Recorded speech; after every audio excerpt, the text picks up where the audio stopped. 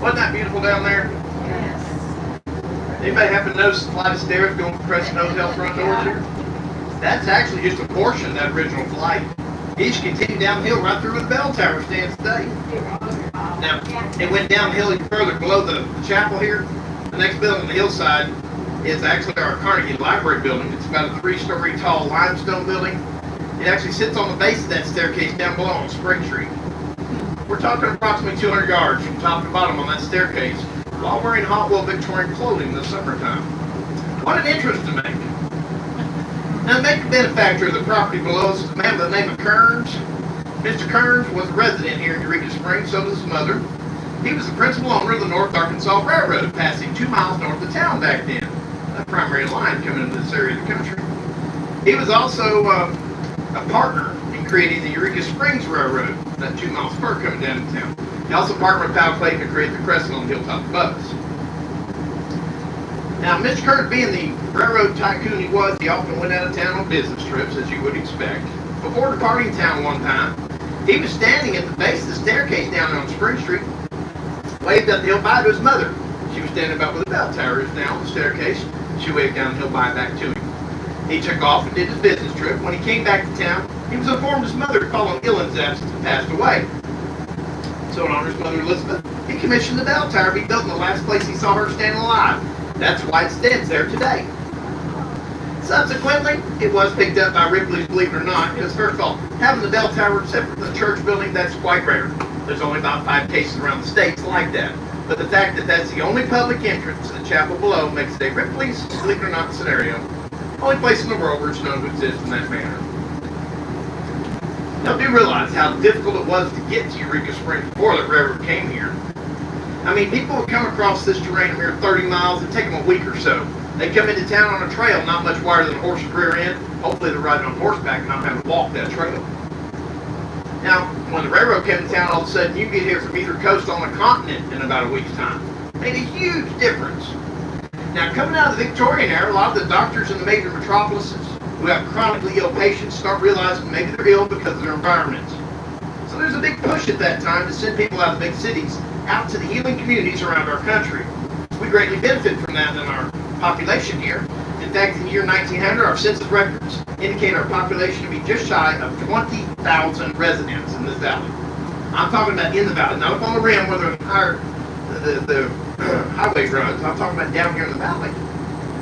This place is kind of cluttered. Yeah, I talked about early on that 2 major fires came through town, wiped us out. Well, if you lose everything in a fire and have to start over, the only question I pose for you is where do you do it?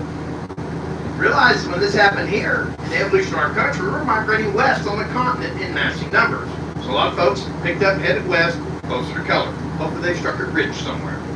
Our population slowly declined to the mid to late 1950s, where we're pretty much a ghost town here in Eureka Springs. Then the hippies came to town. Started rejuvenating our places. Squatting on abandoned places, buying new ones. Along about the same time, Gerald L.K. Smith brought the concept of the Great Passion Play to town, set across the valley from us. Left his legacy behind. We kind of stabilized our population here. See, in the past 50 years plus, we've had a population right around 2,000 residents here at that point. Anybody happen to notice coming into town? 2100 on the sign? I think it's different on each side of town, actually. A little delay in replacing the signs.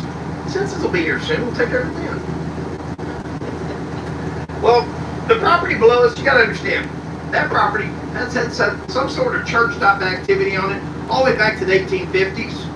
Of course, now it's canvas tents and wood frame structures back then. Long about 1900, they upgraded to the stone structure. By 1904, the dome side was completed. At the same time, the Catholic rectory on the hilltop was completed. Remember I said they were going to build a chapel up there and they moved funds down here for that chapel? Second portion of this building was completed by 1909. Twice as large, probably because of the influx of funds of that chapel up there. Portion of the gift shop, that was actually clergy residence up to the 80s. Basically, that's how St. Elizabeth Catholic Church came to be on the hillside here in Eureka Springs, and why it became so popular with Ripley's, believe it or not. Now, we're currently on Crescent Drive. We're going to head downhill to the stop sign at the bottom of the hill here. We're going to take a right at that stop sign, which will turn us back up under the library and the chapel here in the base of the staircase. So I'll point all that to you as we pass it here in a little bit. Realize as we turn on Spring Street below, we're actually turning onto a limestone shelf on the side of the mountain here. This limestone shelf wraps all the way around the mountain. In fact, if I go up and over the top and down the backside, I'll find the limestone shelf at the exact same elevation on the backside of the mountain. Our city planners in the past realized our major thoroughfare in town, Spring Street, needed a foundation on that, so that is the base of Spring Street, wrapping all around this mountain to this day. Now, with any shelf on the side of a mountain, on the uphill side of that shelf, there is a back wall. That back wall in Eureka Springs is crucial. It's where our springs manifest from. See, when rainwater falls here, it filters through the upper layers of the mountain here. Eventually finds a cavern in the mountain to rest in, and then it'll come out through on the spring exit somewhere in town, all filtered and ready to drink, in theory. You can see the top of the limestone wall here on the right. That's actually a man-made limestone wall. That's a retaining wall for a driveway to the backside of the chapel there. In a moment, we're going to hit the entrance of that driveway here on the road. That wall will disappear. Then we'll pick up the top of the Mother Nature's wall on the hillside. It's one I'm talking about. Lower in elevation. In fact, if you look down through the trees, you can actually see houses down below, but up against that wall on their backside. Most, if not all of them, have a root cellar in that wall behind them. Prior to modern refrigeration, the only way to preserve your food was to keep it cooler than the ambient temperature outside. And limestone typically is much cooler, so they dig a hole in that wall. Cage it off so animals couldn't get to the food. But the food storage in there will last a week or so longer than sitting on the kitchen counter. Some of the home florists won the root cellar lottery, though. What I call it anyway. They didn't have to dig their own. Realize this mountain is honeycombed with caves. All of our springs come out of a cavern entrance.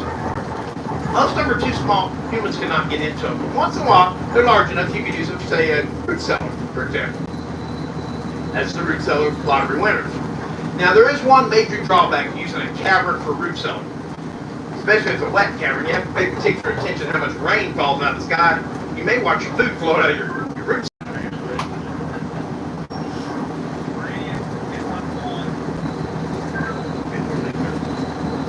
My favorite house in town is coming up down here on the right, just breathing on the corner, called the Dr. Floyd house. This house captured my attention years ago, turned me into quite a porch junkie. I mean, I love a good front porch.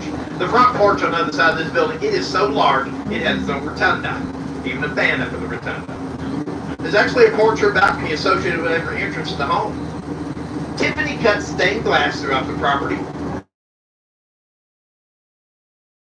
Beautiful rose-printed beveled stained glass in the front of it. The house went up on the March sale a couple of years ago. The new owners bought it. Came from Houston, Texas. Hence the Houston Astro flag hanging on the side of the house here. Got to support your team now.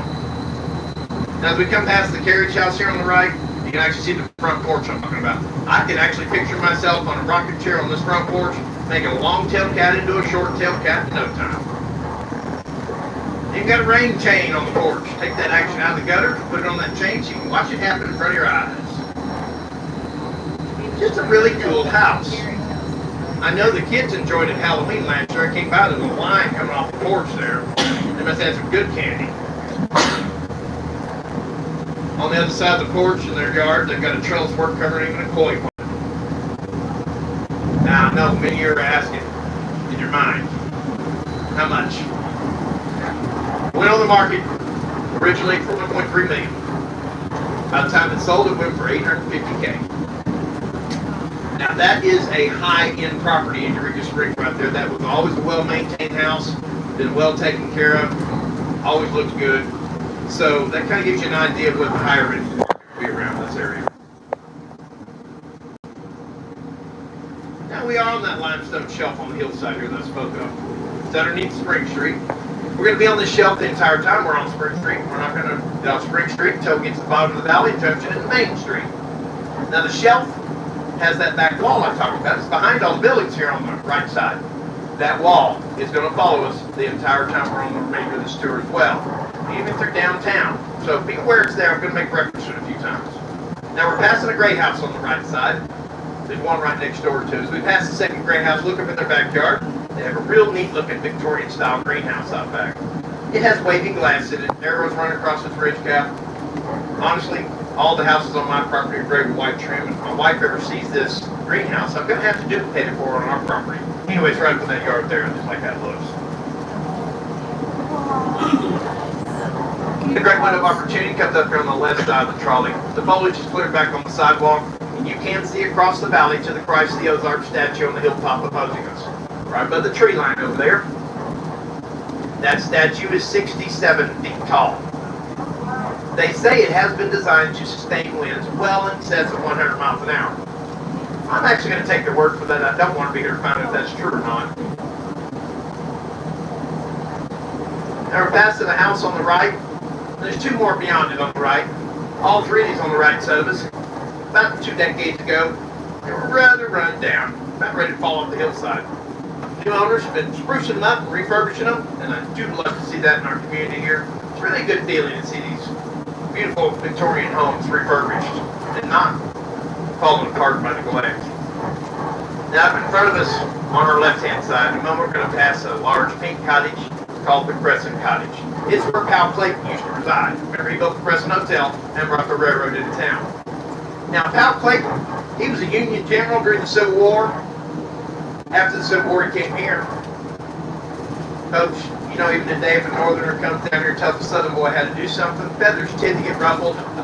The man that lived in this pink cottage, he had some great big ambitions to do what he did. Remember, he sent his guest luggage up on the backside of the mountain on a rail trolley car with the porters. The guests themselves came up behind his cottage on a rail trolley car, behind the church next door. Around the corner here in front of us, Al Clayton, who lived in that pink cottage there, he must not have been that bad of a feller. Eventually, he was voted one of Arkansas' governors. As we come around the corner here, you'll find on the right-hand side the Crescent Spring and Crescent Spring Gazebo. When those guests departed here, they probably grabbed a drink here to quench their thirst before sitting in the hotel up above us. Up ahead of us on the right, we're about to pass our Carnegie Library building. I want you to notice the blocks the building is made from differ greatly from the blocks the staircase underneath it's made from. That's because the library building was added to the staircase later in history. If we go back to 1886, adorn ourselves in hot wool Victorian clothing, and turn up the temperature by 20 degrees, there's your ascent to the Crescent Hotel's front door. The first step off the sidewalk on that staircase there is your first step to the hotel. What an interest to make. Now, while we pass the library here, this is the Carnegie Library, one of 2 remaining in the state of Arkansas. Thank you, Andrew Carnegie, for your endowment fund to create free, accessible public libraries across the country. We were lucky to get one here. Now, we ran out of room in that building years ago, and instead of modifying that building, they acquired the next building from the block. They call it the Library Annex. About 10 years ago, they realized they were still short on space. Just so happened the next building on the block was available. They acquired it, including the open corridor on the end. Said that should hold the next few years. Folks, that's an entire city block for a public access library in a town of 2,100 people. I fully support my library here. I'm incredibly impressed with them. Even this courtyard is part of the library. No, these are not jail cells on the back wall of this courtyard for overdue book finds. Those are the root cellars in the wall that I was talking about. Watch out for the large stinking bugs in the garden there, too.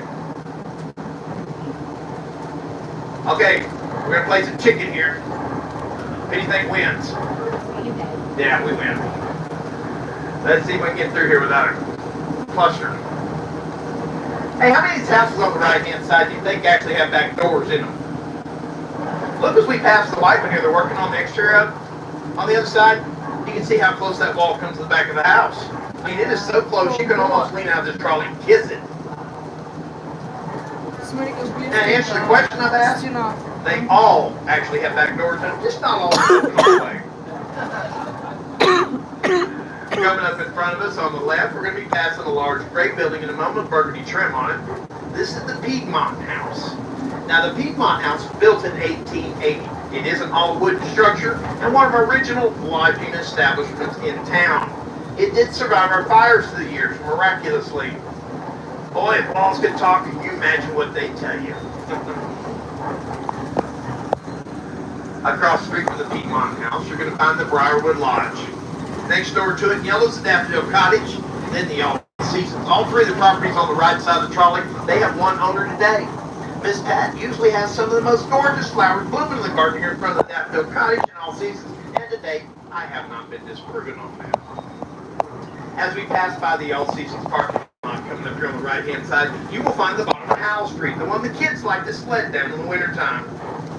Give you a chance to look up from down here. I think it looks much steeper from down here. I always tell people, we only have 2 directions in Eureka Springs, up and further up.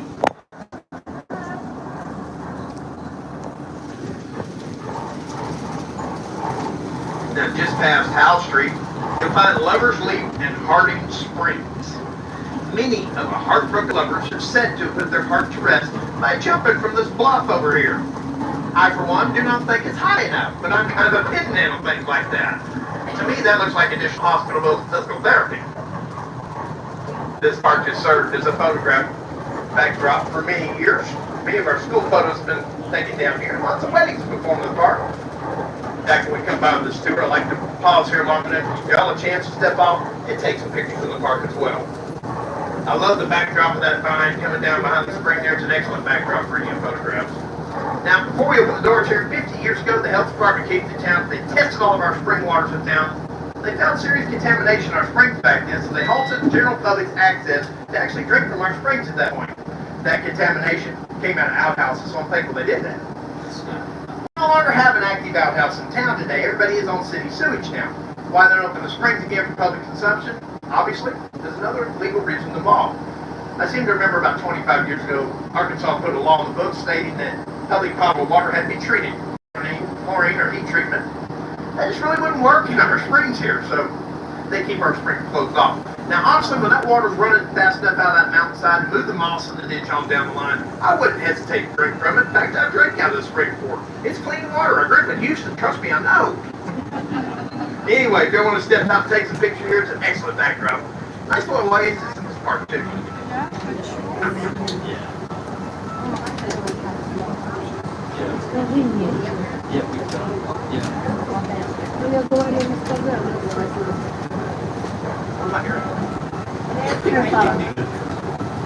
Oh, it's a phone. Okay. Okay.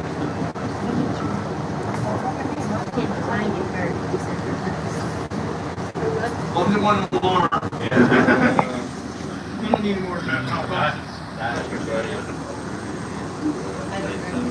Как на паузу поставите?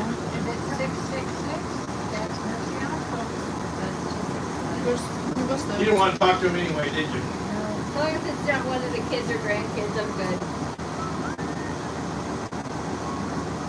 I told everybody when I quit working on computers, I said, I think it's 1980. My phone is attached to my kitchen.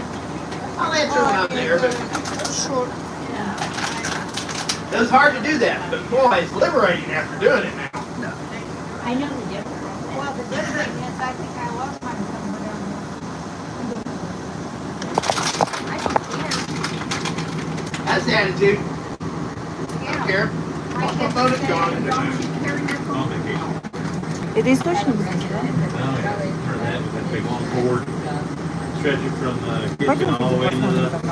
That's like right door to the backyard. Right? Oh, there you go. Step outside. Yeah, right outside, yeah. They can say we're sweet on each other. Everybody here in the house. Of course, that's people 50 feet long. Yeah. 25. At least, yeah. If it was, pearls, you could stretch it Yeah. down there.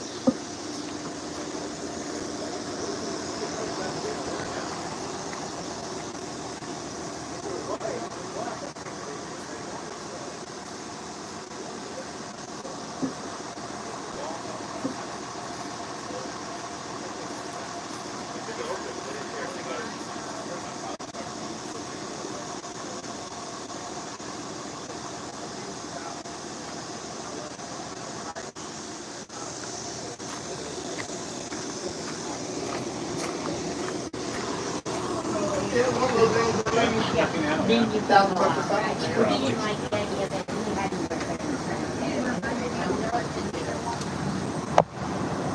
So, all that money that we put into training of Suppose you got zero in it. them, they would. 6448. They didn't It's not an interaction there. Yeah. let it go. Come on. Okay, here they just now, they have the reason for him to call us that. Raise your hand if you're not all here. Physically, anyway. You know, funny enough, I'll make someone behind, I guarantee they'll have their hand in the air right behind the trolley. So I'm halfway there and asking that. Now, before we pull off here, I want to point out, there is a multi-story Victorian home here on the side of the park. It's the first house we're going to pass underneath.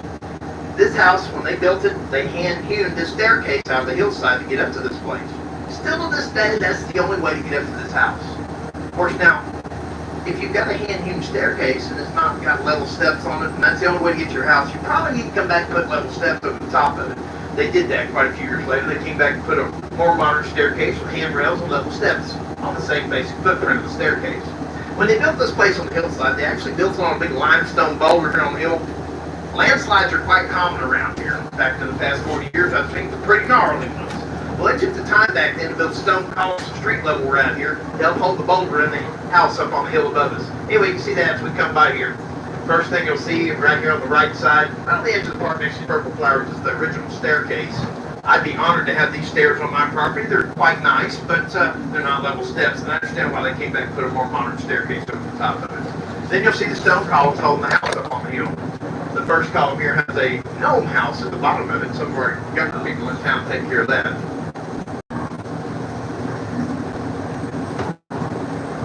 In a moment on the left side, we're going to be passing the very first neon sign ever hung and lit in Eureka Springs. Still hangs on the Palace Hotel and Bathhouse today. In fact, as we pass by this sign, if you pay particular attention to the shape of the sign, it will kind of give you a little history of the bathhouse without me talking about it.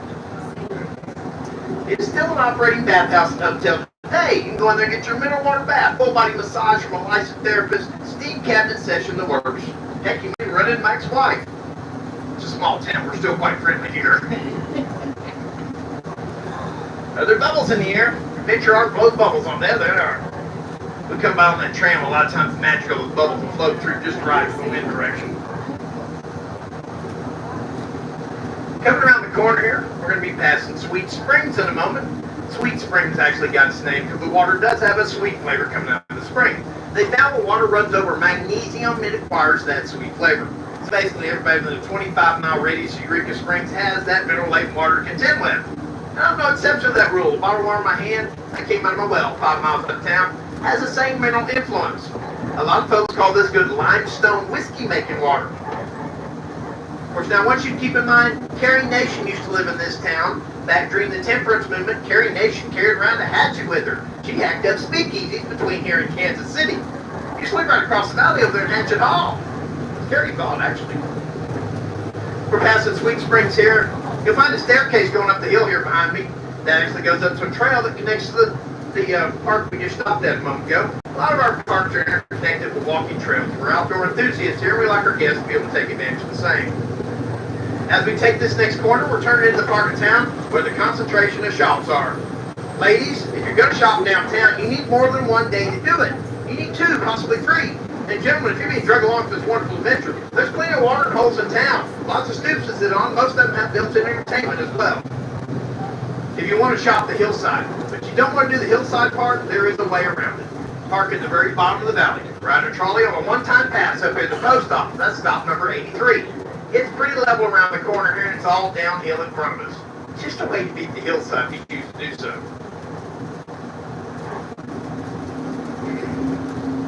There's a mustard-colored yellow building coming up here on our left in a moment, just after this intersection we're about to cross. This is actually the Roxy. It was once our movie theater in town. There used to be a line up and down the sidewalk every night of the week as people tried to acquire tickets for that evening show. Get this, I had a young lady sitting in front of me last year. She put her phone down on her lap, looked up at me and said, why don't they just order their tickets online? I looked at her and said, they were online. They were on the sidewalk online. Best bridge of generational gap I could make. I know it did absolutely no good. She gave me a huff and picked her phone back up. You know, Eureka Springs once had a bank robbery attempted in it, and only one's ever been attempted here before that I'm aware of. Now, the bank robbers cased the bank out, and they decided at 12 noon every day, everyone goes to lunch except for one teller and the skeleton staff in the back of the bank. The next day, they drew the guns and went in the bank. And lo and behold, the bank was full of people. As it turns out, the only guy in the group robbers who wore a watch, he had set it 1 hour off. They were there at 11:05 instead of 1205s they'd attended. Listen, they're robbing a bank. They're not that intelligent to begin with. Now, we were a modern town back then. We did have a silent alarm on the bank. The difference was our alarm did not go off at the police station as it does in many towns. Ours went off at each and every shop up and down the road here.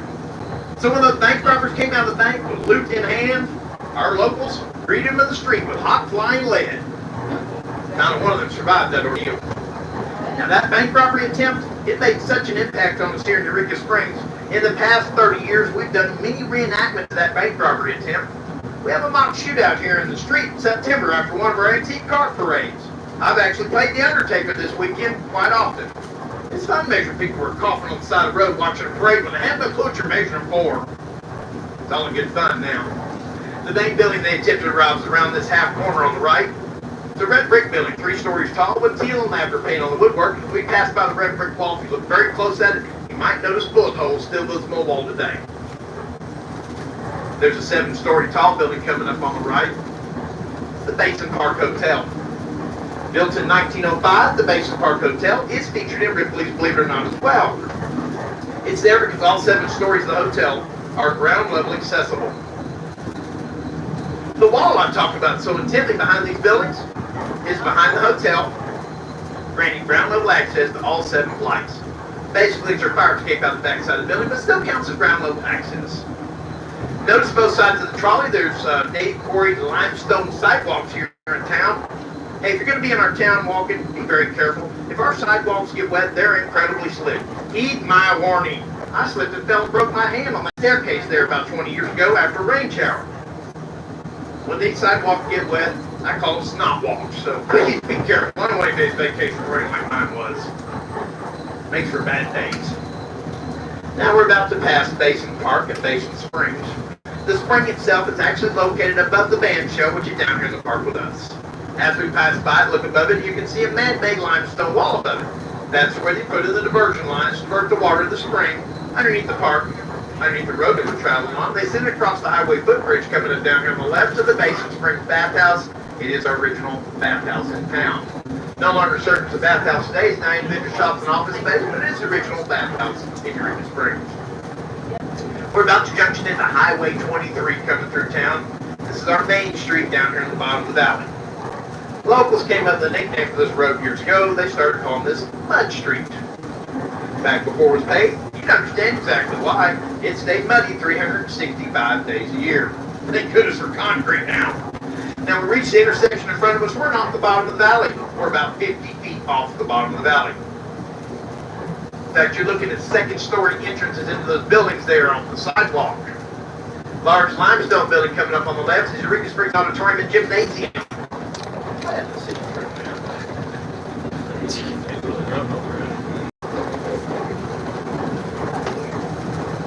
Anybody happen to notice a football field coming into town? No, there's not enough level ground in Eureka Springs to make a football field. If we have a student in high school who wants to play football, they are allowed to jump district to go 10 miles east of Berryville. They have an excellent football team over there. Now, we'll say this about Eureka Springs, though. We have an unbeatable cross-country running team in town.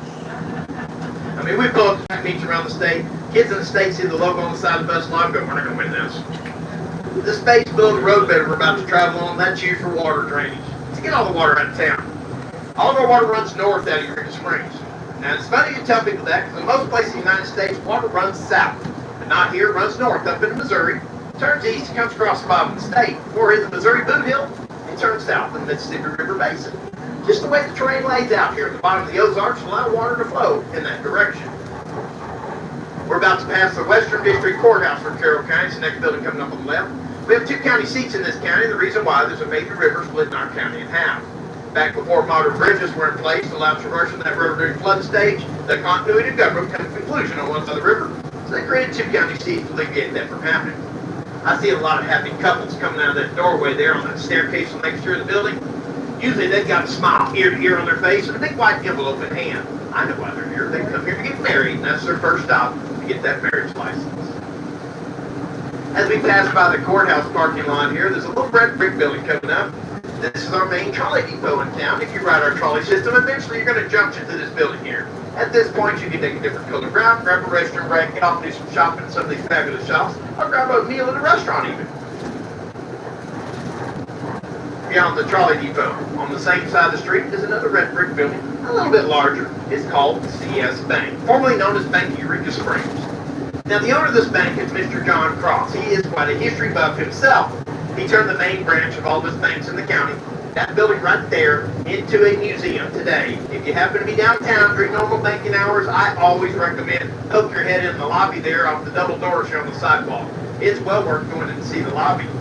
Now, they still do basic teller business at the bank. That's some merchant downtown get change and do deposits. But the rest of the staff used to work in this building. They're up on the highway to the new main branch. The office space in this building has been converted to displays and archives. Heck, if Mr. Cross is in there, he might even come out and talk with you. Gotta warn you about him, though.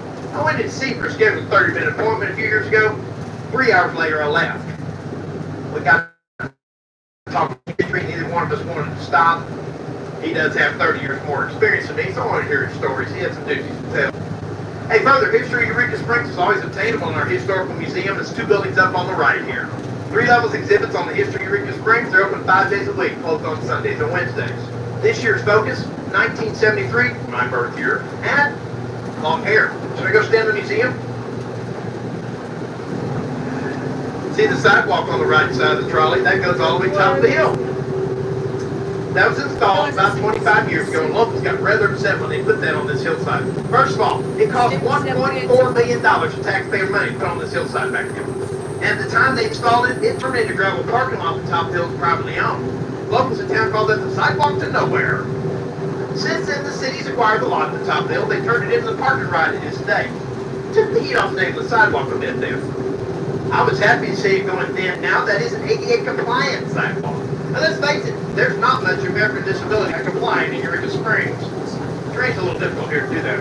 Anyway, I used to walk on the pathway that was there before they put that sidewalk there.